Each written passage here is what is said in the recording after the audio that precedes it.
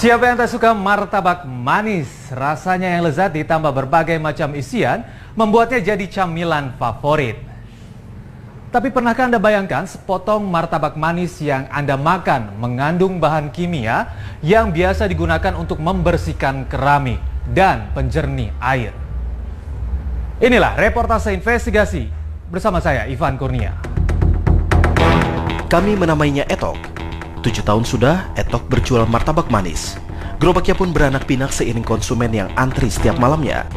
Sayang, usahanya ini ia curangi dengan menambahkan sitrun dan tawas, bahan kimia berbahaya yang tidak seharusnya ada pada makanan.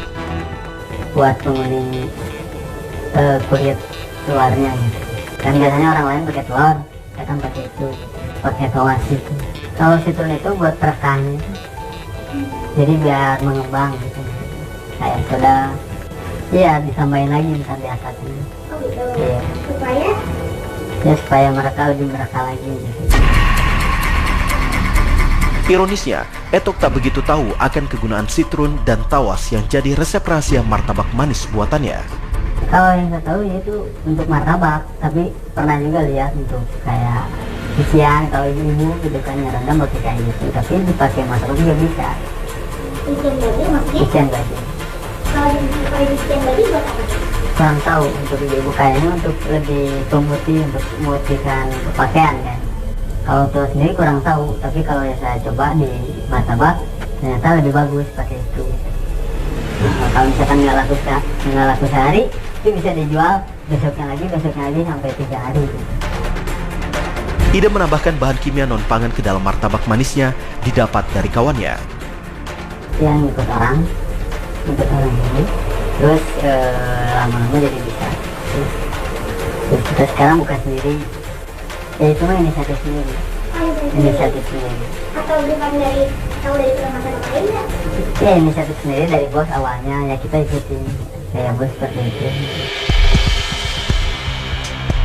Etok menjual sepotong martabaknya seharga Rp5.000 hingga Rp10.000.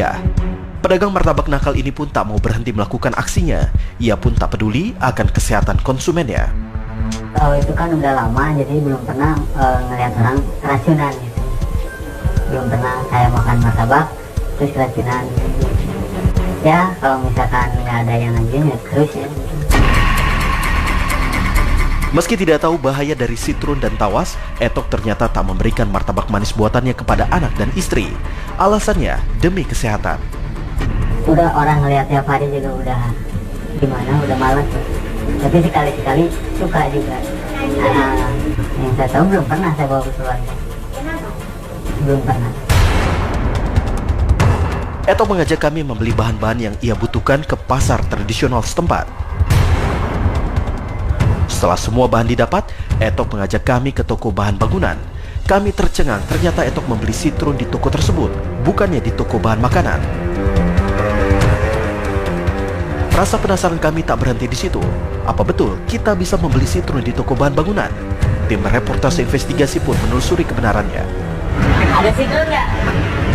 Satu paket berapa tuh? Oh, banyak banget, jangan banyak-banyak. Sangat ya Pak? Kalau dikit aja bisa nggak? Seperempat atau? Buat bersihin dikit kok. Demi menekan biaya produksi dan menambah keuntungan, Etok sengaja membeli bahan-bahan dengan kualitas rendah atau curang. Sitrun atau asam sitrat adalah bahan kimia yang kerap digunakan untuk memberi rasa asam pada makanan atau minuman. Asam sitrat alami biasanya terdapat dalam buah-buahan seperti jeruk dan mangga. Namun dengan banyaknya permintaan terhadap asam sitrat, dibuatlah asam sitrat sintetik. 2 macam asam sitrat itu ya. Ada yang disebut dengan untuk makanan khusus, ada yang untuk di kimia. Nah, yang untuk di laboratorium kimia ada 2 penggunaan asam sitrat itu. Ada yang PA, pro-analisis, ada juga yang teknis. Nah, yang dijual, yang dengan murah itu yang teknis ini. Nah, yang teknis namanya juga banyak pengotornya. Nah, di dalam banyak pengotor, kalau ada di dalam asam sitrat itu biasanya logam-logam. Di mana logam itu yang saya takutkan, di mana di sana itu mengandung logam berat. Misalkan ada Hg, ada Pb, misalkan kan ya. Nah, itu berbahaya bagi manusia. Sayangnya, sitrun yang digunakan Etok bukan sitrun untuk makanan. Asam sitrat yang Etok gunakan tak berlabel, yang artinya tidak boleh digunakan untuk makanan. Sitrun atau asam sitrat yang biasa digunakan pada makanan biasanya berlabel E330 atau E331. Sitrun yang berkode tersebut dijamin keamanannya jika dipergunakan untuk makanan. Sebenarnya asam sitrat fungsi awalnya untuk makanan, tapi kalau dibelinya misalkan di toko material, jelas itu bukan untuk makanan. Jadi itu untuk pembersih. Ada garam-garam yang terdapat di dalam asam sitrat ini.